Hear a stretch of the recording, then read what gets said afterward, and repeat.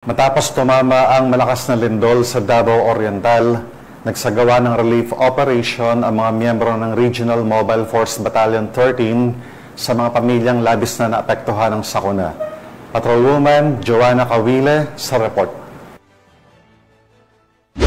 Nagbigay ng seguridad at tulong ang mga tauhan ng Regional Mobile Force Battalion 13 sa isinagawang pamamahagi ng mga relief goods para sa mga biktima ng lindol sa Barangay Mercedes, Caraga, Davao Oriental. Pinangunahan ang aktibidad ni Police Brigadier General Marshal Mariano P. Maestrado IV, Regional Director ng Police Regional Office 13, katuwang si Police Lieutenant Colonel Michael B. Losada, Officer in Charge ng Regional Mobile Force Battalion 13. Layunin ng operasyon na matiyak ang maayos at ligtas na pamamahagi ng tulong sa mga residenteng lubos na naapektuhan ng kalamidad. Sa tulong ng RMFB 13, naging organisado at mapayapa ang distribusyon na nagbigay daan upang mabilis na maihatid ang ayuda sa mga nangangailangan. Bukod sa pagbibigay seguridad, aktibong nakibahagi rin ang mga tauhan ng RMFB 13 sa aktwal na pamimigay ng mga relief goods.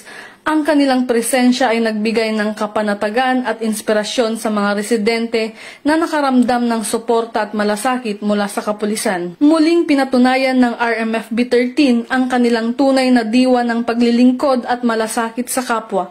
Sa panahon ng sakuna, ipinapakita ng mga pulis na hindi lamang sila tagapagpatupad ng batas kundi katuwang ng bawat mamamayan sa pagbangon, pagkakaisa at pag-asa.